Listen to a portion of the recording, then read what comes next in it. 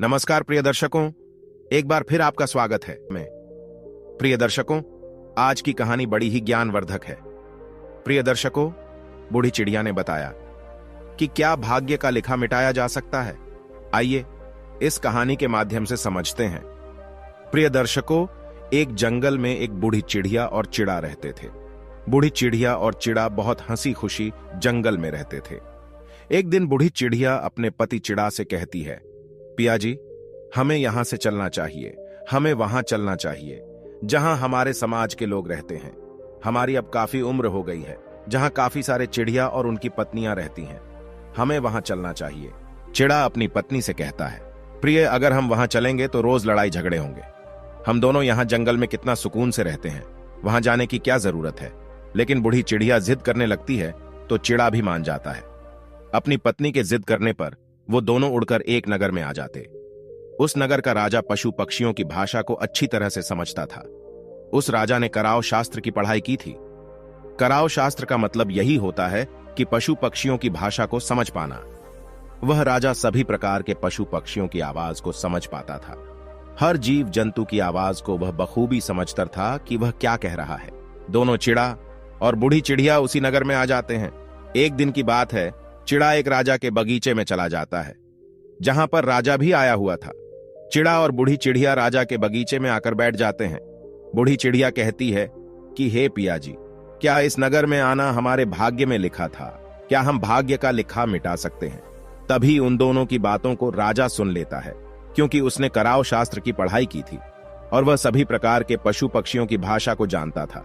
वह उन दोनों चिड़ा और चिड़िया के पास आ जाता है तो वह राजा भी चिड़ा से कहने लगा कि हे चिड़ा, तुम क्या चर्चा कर रहे थे? क्या इसके बारे में तुम मुझे बता सकते हो?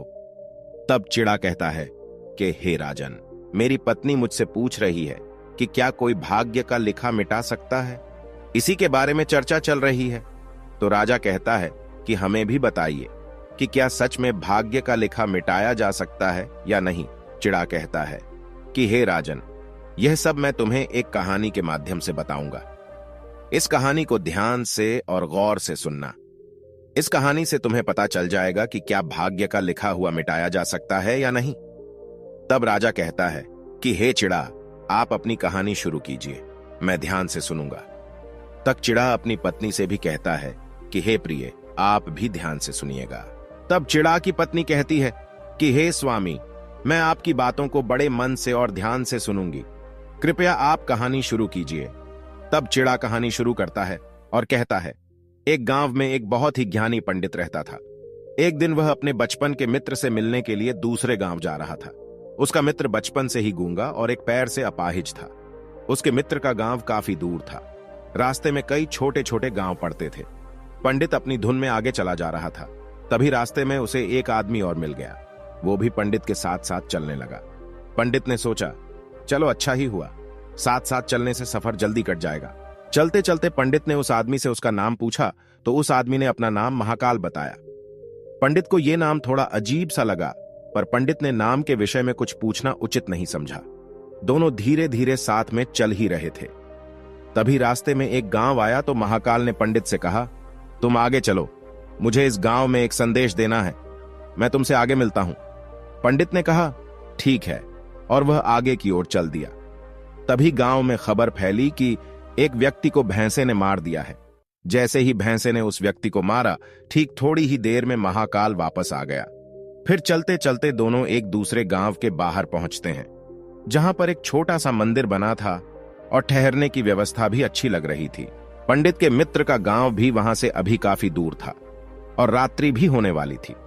तो पंडित ने महाकाल से कहा, रात्रि होने वाली है, पूरा दिन चलते चलते थकान भी लग रही है और भूख भी लगी है, हम यहीं भोजन करके आराम कर लेते हैं, कल सुबह आराम से आगे का सफर तय करेंगे। महाकाल ने कहा, ठीक है, मुझे इस गांव में किसी को जरूरी सामान देना है, तुम खाना खाकर आराम करो, मैं बाद में आकर खा लूंगा। इतना कहकर वह वहां से चला गया। लेकिन उसके जाते ही कुछ देर बाद गांव में धुआं उठता दिखाई दिया और देखते ही देखते पूरे गांव में आग लग गई।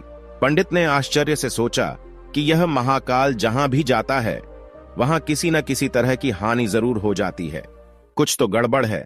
लेकिन पंडित ने रात्रि में महाकाल से इस बात का कोई जिक्र नहीं किया। सुबह दोनों ने फिर अपने गंतव्य की ओर चलना प्रारंभ कर दिया। कुछ ही देर में फिर एक गांव आया तो महाकाल ने फिर पंडित से कहा, आप आगे चलते जाइए, मैं कुछ देर में आपको मिलता हूं। मुझे इस गांव में भी कुछ जरूरी काम है, मैं काम करके आपसे आगे मिलता हूं। ये कहकर महाकाल जाने लगा। लेकिन इस बार पंडित आगे नहीं बढ़ा, बल्कि वहीं खड़ा होकर महाकाल को देखता रहा कि अब वह कहां जाता है और क्या करता है। तभी लोगों की आवाज सुनाई देने लगी कि किसी व्यक्ति को सांप ने काट लिया है और वह मर गया है। ठीक उसी समय महाकाल फिर से उस पंडित के पास पहुंच गया, लेकिन इस बार पंडित को सहन नहीं हुआ। उसने महाकाल से पूछ ही लिया कि तुम जिस गांव में जाते हो वहां कोई न कोई नुकसान जरूर हो जाता है, क्या तुम मुझे बता सकते हो ऐसा क्यों हो रहा है? तो महाकाल ने जवाब दिया, पंडित जी, आप तो मुझे बहुत बड़े ज्ञानी मालूम पड़े थे, इसलिए मैं आपके साथ चलने लगा था, क्योंकि ज्ञानियों का संग बहुत अच्छा होता है। परंतु आप अभी तक नहीं समझ पाए कि मैं कौन हूं। पंडित ने कहा, मैं समझ गया, लेकिन मुझे कुछ शंका है। अगर आप ही अपना उपयुक्त परिचय दे दें तो मुझे शंका नहीं होगी। महाकाल ने जवाब दिया, मैं यमदूत हूं और यमराज की आज्ञा से उन लोगों के प्राण हरण करता हूं जिनकी आयु पूर्ण हो चुकी है। हालांकि पंडित को पहले से ही इस बात की शंका थी, फिर भी महाकाल के मुंह से सुनकर पंडित घबरा गया, लेकिन फिर से हिम्मत करके पूछा, अगर ऐसी बात है और तुम सचमुच यमदूत हो तो बताओ, अगली मृत्यु किसकी है? यमदूत ने जवाब दिया, अगली मृत्यु तुम्हारे उसी मित्र की है जिससे तुम मिलने जा रहे हो, और उसकी मृत्यु का कारण भी तुम ही बनोगे। यह बात सुनकर पंडित सहम सा गया। पंडित सोच में पड़ गया कि यदि वास्तव में यह यमदूत हुआ तो उसकी बात भी सही होगी। मेरे कारण मेरे बचपन के सबसे अच्छे मित्र की मृत्यु हो जाएगी, इसलिए अच्छा यही होगा कि मैं अपने मित्र से मिलने ही ना जाऊं। कम से कम मैं तो उसकी मृत्यु का कारण नहीं बनूंगा। महाकाल ने कहा, जो तुम सोच रहे हो वह सब मुझे पता है, मगर तुम्हारे अपने मित्र से मिलने न जाने से नियति नहीं बदल जाएगी। तुम्हारे मित्र की मृत्यु निश्चित है और वह अगले कुछ क्षणों में घटित होने वाली है। महाकाल के मुंह से ऐसी बातें सुनकर पंडित को झटका सा लगा, क्योंकि महाकाल ने उसके मन की बात जान ली थी, जो कि एक साधारण व्यक्ति के लिए संभव नहीं है। अब तो पंडित को विश्वास हो गया कि यह महाकाल सचमुच में ही यमदूत है, वह अपने मित्र की मृत्यु का कारण ना बने। इसलिए पंडित पीछे की ओर मुड़ा और अपने गांव की ओर जाने लगा। परंतु जैसे ही पंडित मुड़ा, उसका मित्र तेजी से उसकी ओर आता हुआ दिखाई दिया, जो पंडित को देखकर अत्यंत प्रसन्न दिख रहा था। अपने मित्र के आने की गति को देखकर पंडित को ऐसा लगा जैसे कि उसका मित्र काफी समय से उसके पीछे ही आ रहा है, लेकिन वह बचपन से ही गूंगा था और पैर से अपाहिज था। इसलिए ना तो वो पंडित के पास पहुंच पा रहा था और ना ही पंडित को आवाज दे पा रहा था। लेकिन जैसे ही वह पंडित के पास पहुंचा, अचानक उसकी मृत्यु हो गई। पंडित हक्का बक्का होकर महाकाल की ओर देखने लगा, जैसे कि वह जानना चाह रहा हो कि आखिर क्या हुआ। महाकाल पंडित के मन की बात समझ गया और बोला, तुम्हारा मित्र पिछले गांव से तुम्हारे पीछे पीछे आ रहा था, लेकिन वह अपाहिज और गूंगा होने की वजह से तुम तक नहीं पहुंच सका। उसने अपनी संपूर्ण ताकत लगाकर तुम तक पहुंचने की कोशिश की, लेकिन बुढ़ापे में बचपन जैसी ताकत नहीं होती, इसलिए हृदय आघात के कारण तुम्हारे मित्र की मृत्यु हो गई। क्योंकि तुमसे मिलने के लिए अपनी गति की सीमा को लांघते हुए वह तुमसे मिलने के लिए पीछे पीछे भाग रहा था, इसलिए अपने मित्र की मृत्यु का कारण तुम ही बने। अब पंडित को विश्वास हो चुका था कि सचमुच महाकाल एक यमदूत है और उसका कार्य जीवों के प्राणों को हरना है। पंडित एक ज्ञानी व्यक्ति था, इसलिए यह भी जानता था कि मृत्यु पर किसी का बस नहीं चलता, सभी जीवों को एक ना एक दिन मरना ही है। यही सोचकर उसने अपने आप को संभाल लिया। लेकिन अचानक पंडित के मन में स्वयं की मृत्यु के बारे में जानने की इच्छा हुई, इसलिए उसने महाकाल से पूछा, जब मृत्यु मेरे मित्र की होनी थी तो तुम शुरू से ही मेरे साथ चल रहे थे।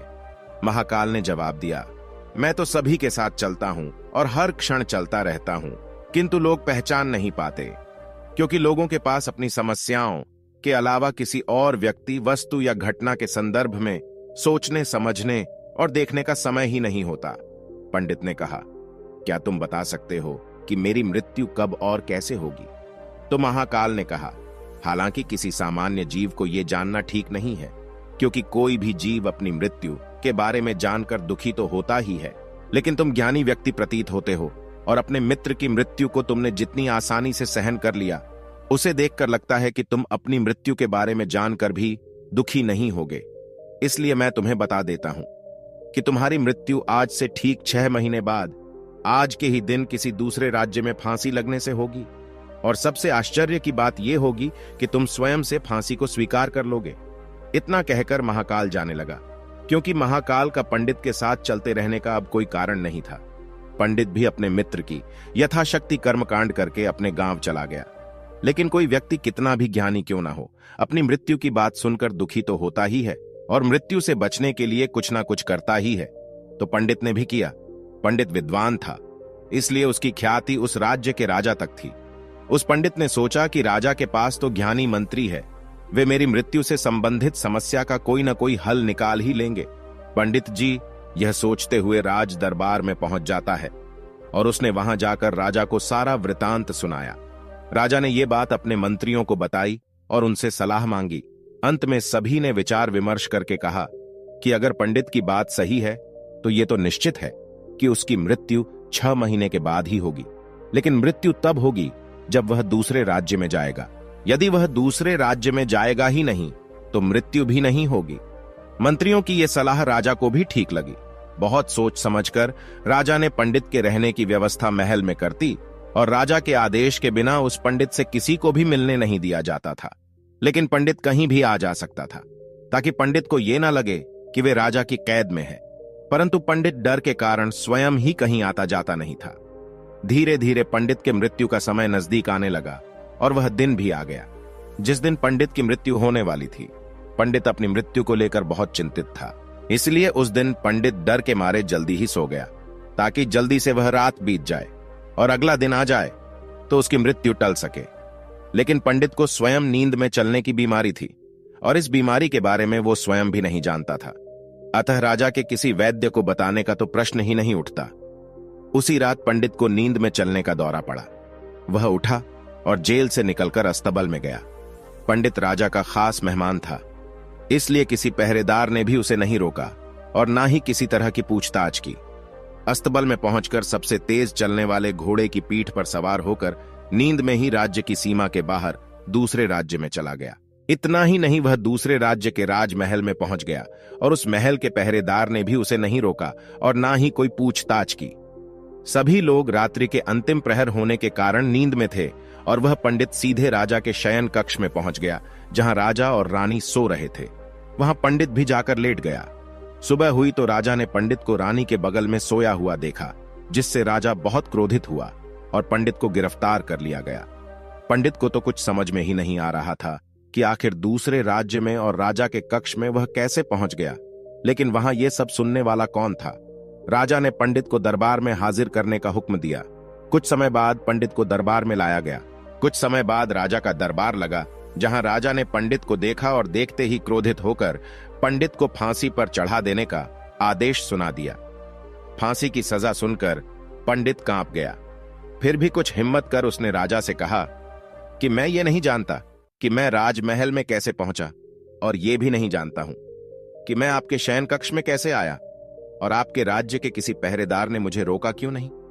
लेकिन मैं इतना जानता हूं कि आज मेरी मृत्यु होनी थी और अब सच में होने जा रही है। राजा को यह बात थोड़ी अटपटी लगी। उसने पूछा, तुम्हें कैसे पता कि आज तुम्हारी मृत्यु होनी ही है? तुम कहना क्या चाहते हो? राजा के इस सवाल के जवाब में पंडित ने महाकाल से मिलने की कहानी बता दी और कहा कि महाराज, मेरा क्या किसी भी सामान्य व्यक्ति में इतना साहस नहीं है कि वे राजा के शयन कक्ष में राजा की उपस्थिति में रानी के पास चले जाएं और सो जाएं। राजा को पंडित की बात में थोड़ी सत्यता दिखाई दी, परंतु उसने सोचा यह मृत्यु से बचने के लिए महाकाल और अपनी मृत्यु के भविष्यवाणी का बहाना बना रहा है। इसलिए राजा ने पंडित से कहा, यदि तुम्हारी ये बात सत्य है और आज तुम्हारी मृत्यु का दिन है, जैसा कि तुम्हें महाकाल ने कहा था, तो तुम्हारी मृत्यु का कारण नहीं बनूंगा। लेकिन अगर यह बात झूठी निकली तो निश्चित ही आज तुम्हारी मृत्यु का दिन होगा, क्योंकि पड़ोसी राज्य का राजा उसका मित्र था। उसने तुरंत सैनिकों के हाथ दूसरे राज्य के राजा को पत्र भेजा और पंडित की बात की सत्यता का प्रमाण मांगा। शाम तक भेजे गए सैनिक वापस लौट आए और उन्होंने बताया, महाराज, पंडित जो कह रहा है वह पूर्णतः सत्य है। दूसरे राज्य के राजा ने पंडित को रहने के लिए अपने ही महल में संपूर्ण व्यवस्था कर रखी थी और पिछले 6 महीने से पंडित राजा का मेहमान था। कल राजा इससे अंतिम बार मिले थे। इसके बाद इस राज्य में ये कैसे पहुंचा, इसकी जानकारी किसी को नहीं है। इसलिए उस राज्य के राजा के अनुसार पंडित को फांसी की सजा देना उचित नहीं है। लेकिन राजा के लिए एक नई समस्या आ गई, क्योंकि उसने बिना कुछ जाने एक पंडित को फांसी की सजा सुना दी थी। इसलिए अगर दंड फांसी नहीं दी जाए तो राजा के कथन का अपमान हो जाएगा, और अगर राजा के द्वारा दी गई सजा का मान रखा जाए तो पंडित की बिना वजह ही मृत्यु हो जाएगी। राजा ने अपने सभी मंत्रियों से इस बारे में चर्चा की।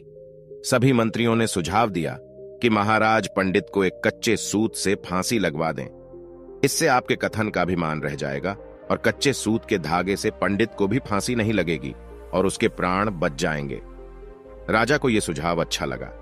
उसने ऐसा ही आदेश सुना दिया। पंडित के लिए कच्चे धागे के सूत का फांसी का फंदा बनाया गया और नियम के अनुसार पंडित को फांसी पर चढ़ाया जाने लगा। सभी लोग खुश थे कि ना तो पंडित मरेगा और ना ही राजा का वचन झूठा पड़ेगा।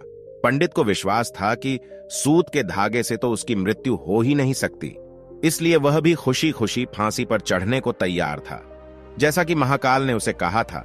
लेकिन जैसे ही पंडित को फांसी दी गई, सूत का धागा तो टूट गया, लेकिन टूटने से पहले उसने अपना काम कर दिया था।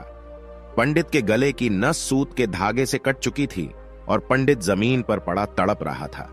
हर धड़कन के साथ उसके गले से खून की फुहार निकल रही थी और देखते ही देखते पंडित का शरीर पूरी तरह से शांत हो गया। सभी लोग आश्चर्यचकित थे, पंडित को मरते हुए देख रहे थे।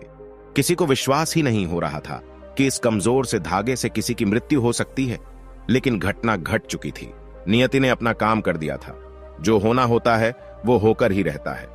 हम चाहे जितनी भी सावधानियां बरतें, जितना भी उपाय कर लें, लेकिन हर घटना और घटना की पूरी प्रणाली पहले से ही तय होती है, जिसे हम थोड़ा सा भी इधर उधर नहीं कर सकते। इसलिए ईश्वर ने हमें भविष्य जानने की क्षमता नहीं दी है, ताकि हम अपने जीवन को ज्यादा बेहतर ढंग से जी सकें। और यही बात उस पंडित पर भी लागू होती है। यदि पंडित ने महाकाल से अपनी मृत्यु के बारे में ना पूछा होता तो 6 महीने राजा की कैद में डर डर कर जीने की बजाय ज्यादा बेहतर जीवन जीता। तब चिड़ा पक्षी कहता है कि हे राजन, कि अब आप जान ही गए होंगे कि भाग्य का लिखा हुआ कभी नहीं मिटाया जा सकता। जो होना होता है वह होकर ही रहता है। तब राजा कहता है कि हाँ चिड़ा, मैं अच्छी तरह से समझ गया हूं कि कोई भी अपने भाग्य का लिखा हुआ नहीं मिटा सकता। तो प्रिय दर्शकों, हमारी आज की कहानी यहां समाप्त होती है। हम उम्मीद करते हैं कि आपको हमारी आज की यह कहानी पसंद आई होगी और आप इससे ढेर सारी प्रेरणा लेंगे। मिलते हैं अगली ज्ञान चर्चा के साथ अगले वीडियो में। तब तक के लिए नमस्कार, धन्यवाद।